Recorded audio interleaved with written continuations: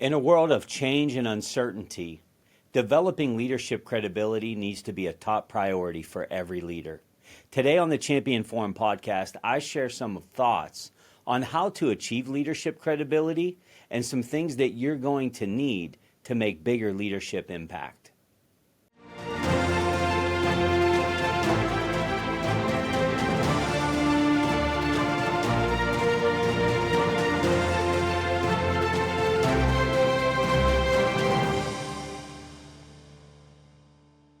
Welcome back to the show, everyone. Jeff Hancher here, and I am on a mission to help others lead, inspire, and win in this life. Today on the show, we're talking about leadership credibility. And this might be one of those, Jeff, beauty lies in the eyes of the beholder, and I get it.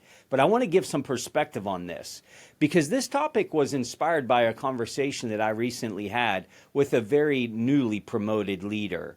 And this young leader came to this coaching session that we had, this mentoring session, with some amazing questions. And by the way, I love whenever I am in a mentoring conversation and people come prepared.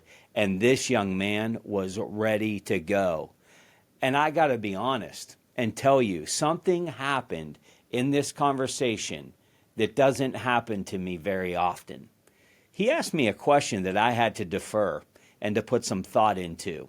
And he asked me a simple yet very profound question. He asked, Jeff, how do I go about building credibility as a leader? Now you can imagine, this young man was only, 5-6 months into leadership.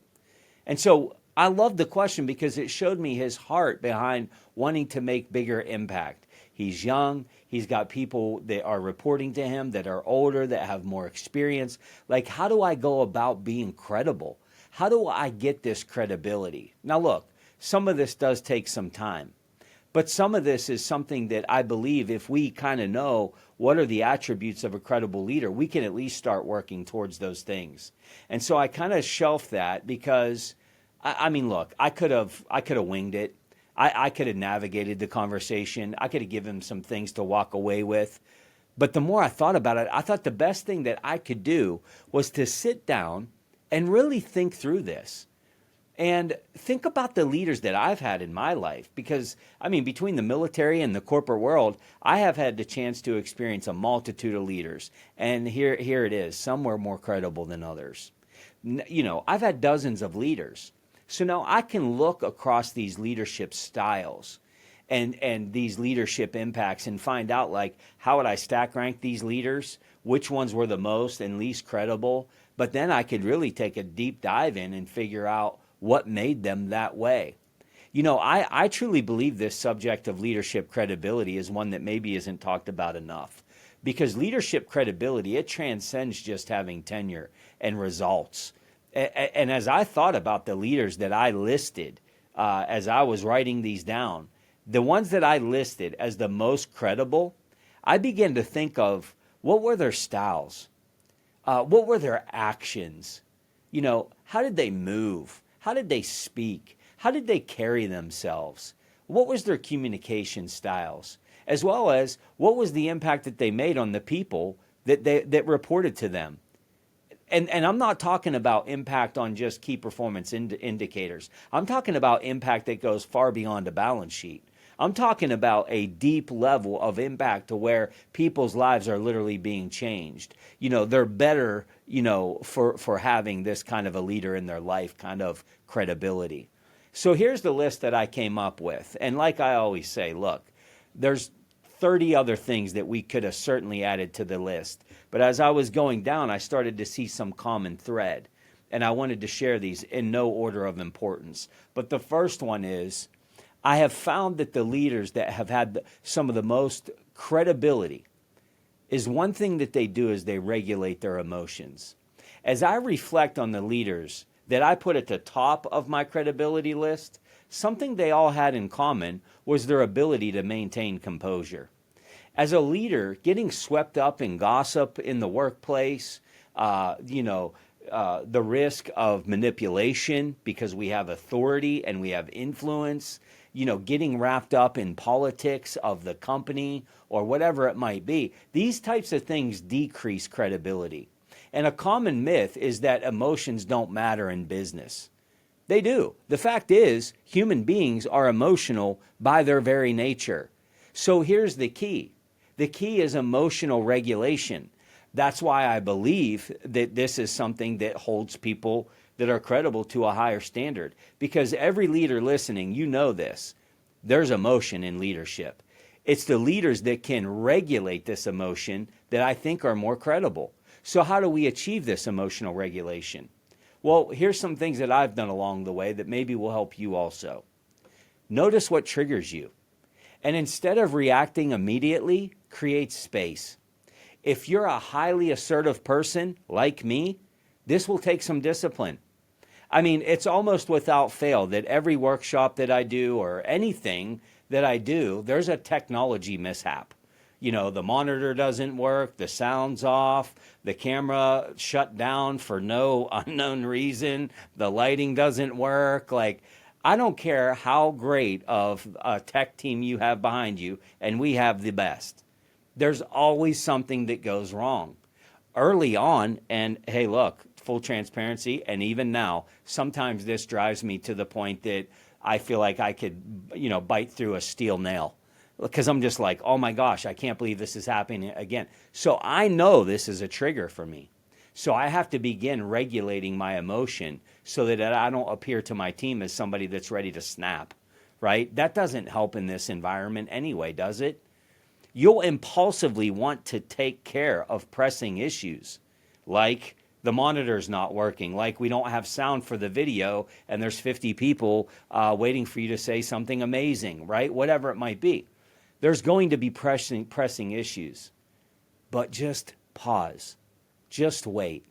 High emotion and frustration, they have a way of making you believe it's time to act right now, when what you probably need to do is let this high emotion and this trigger become a signal to you.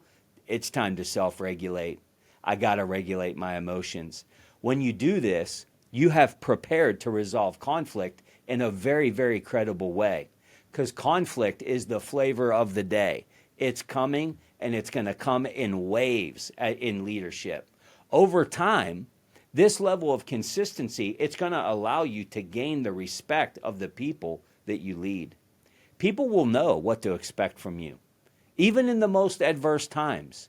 They're not going to see that something goes wrong and Jeff's probably just going to lose it and flip over a table. No, when you're composed and self-regulated over time, you build consistency and you build credibility. What are your triggers, leader? Do you know what they are? Have you begun to think about this and get ahead of these triggers? Number 2 is value respect over likability. This is a big one for me. Don't allow yourself to be that leader that just smiles big, shakes hands at the meetings, at the corporate meetings, at the business lunches, but you lack a true interest in working with your team.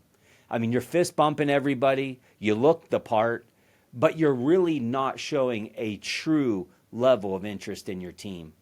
And while being likable might seem nice, and it's certainly the right thing to do, the impact is only temporary. And it will make it very difficult to establish credibility if you're just being nice. We're not here just to be liked. We got to be respected. Likable people who aren't actually considerate to others, they eventually become viewed as phony and insincere. You know what I'm talking about. These people have probably crept up into your life, where they do all the right things, but you kind of see them as like a snake in the grass, disingenuous. This is not going to build your leadership credibility. The key here is to begin to make big deposits with your people that earn you the right to make big withdrawals when you need them most. Because goodness sake alive, you will need to make big withdrawals. The question is, have you earned the right to make the big withdrawal? How do we do this? If we're going to be a leader that is respected over just being liked, we have to offer feedback. We have to offer constructive criticism. We have to be willing to have the tough conversations that are rooted in their best interest, not the leader that's just carrying a whip and hitting people harder so that they run faster. We have to be willing to have tough conversations because rooted in that tough conversation is a genuine interest in other people. The other thing that we need to do to be respected is share results with people, even if the results are poor. But don't just say, hey, your results are horrible. Let them know where they need improvement. Give them suggestions on what to work on. It's maddening to me when I hear employees say, I was told that I had a really bad month, and if it continued, I'd be disciplined. And I said, well, what have they done to help you improve? Did they give you action items? Did they give you a performance improvement plan that they are a part of and they're supporting? No, none of that happened. They just said, if it happens again, I'm in big trouble. That's not leadership. That you can do all the shaking of hands and fist bumps that you want. Nobody's going to find you credible. And I believe that becoming a respected and credible leader means that you don't just focus on your own professional development.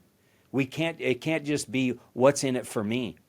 Encourage your people to do the same, whether they're having a poor month or even if they're a peak performer. You should be growing as a leader and you should be growing your team as well. Doing this shows that you have an interest in their future. You have an interest in their success. You have an interest in their promotability. How do we do this? Well, you hold periodic meetings with them. You offer tips for improvement. You are consistent with one-on-one connection with the people that you lead. You're regularly sharing professional development resources with your team. Podcast episodes, YouTube videos, articles maybe that you read.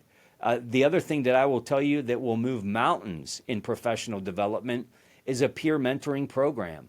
If you don't have this in your organization, I highly recommend that you look into it. Encourage your team to establish goals and work with them to complete the goals. It's not good enough just to tell everybody, I need you to submit me your goals. No, work with them on goal setting. This is a big part of our performance management workshop. We teach people how to set goals so they can give this gift to their teams. We give them the templates, everything else, so that now this isn't just a check in a box. When you're literally sitting down with somebody and helping them prepare their goals and making sure that they're realistic, making sure that they're reasonable, making sure that they have a timeline, and now you're coaching them on those goals, you know what happens when they reach that milestone? Of course we're going to celebrate them, but you know what they're really thinking? I probably wouldn't have got across the finish line if it wasn't for my leader. That builds credibility quickly. Here's some things to think about in this respect area as well. Praise team members and their performance publicly. Go bonkers on this. When you see people doing things right, make sure that the world knows about it. And when you have to give constructive feedback, do this in private. These people that want to make an example of people publicly and pull them through the mud to send a message, that's not credible. Nobody enjoys that.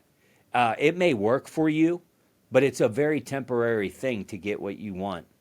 Impact is made over the long haul and treating people how you want to be treated. Seek feedback from the people that report to you. This is a great way to build credibility. Listen to their concerns. Be open to new ways of doing things. Your way may not be the best way.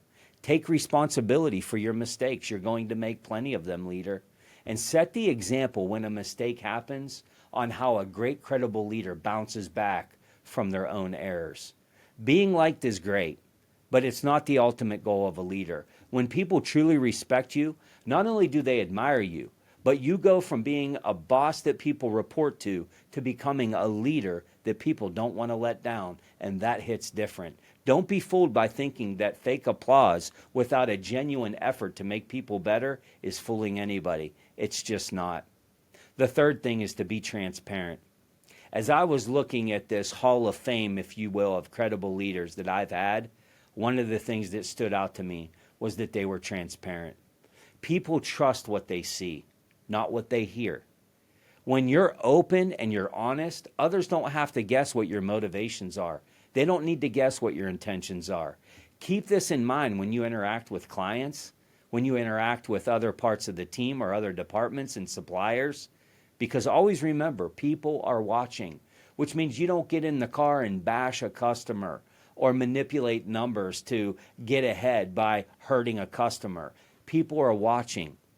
Full transparency, above reproach at all times. You inspire trust when you talk openly about your intentions, when you talk openly about values and the goals that you and the team and the organization has. Also, keep the lines of communication open, especially when you have bad news to share. I mean, look, there's nothing fun about delivering bad news. But also remember this, no news is not good news. And so there will be times that you have to be transparent and deliver bad news. And when that happens, the floodgates of communication are wide open. Make sure people know how to communicate with you, share their concerns. Transparency is credible. The fourth thing is to invest time in understanding your team, the individuals on your team. Time is a valuable asset. And when we give it away as leaders, it's the strongest gift that we can give, is our time. Isn't that true? Time allows you to not only reproduce yourself and other people, but it also allows you to understand your team on a much deeper level. And I get it. We all have more to do than we have time. Nobody has more time to sit with somebody. Well, all I'm asking you is to evaluate, where are you getting the most return on your time? If you want a level of connection, it's spelled Time. Learn about your team's strengths. Know what their challenges are. Where are their areas of weakness and opportunity? Understand what motivates them. Understand why is success important to them. Understand that their short-term and long-term goals are important to them and what they are. And are they thinking the right way about short-term and long-term goals? Do you know what they are? You surely can't help them get there if you don't even know what they are. This comes with spending time, asking great leadership questions. When you invest the time through building the relationship to truly answer these things, you have now earned the right to lead people in a very profound way. And it's a tremendous gift to have an understanding of what's important to others. I know you need them to get the projects done, to take care of your customers. But when you make big deposits into people, they're going to make big deposits into your success. So to summarize my thoughts on this subject, credible leaders are mindful of their actions. They pause, they reflect. They do this because they need to know where they stand and how their actions are impacting the people on their team. The leader who puts the team's success ahead of their own, that's a mark of a trustworthy and credible leader. In the words of the great leadership teacher, John Maxwell himself, credibility is a leader's currency. With it, he or she is solvent. Without it, he or she is bankrupt. And I think John Maxwell is right once again. Until next week, invest in your credibility and keep turning the pressure into potential.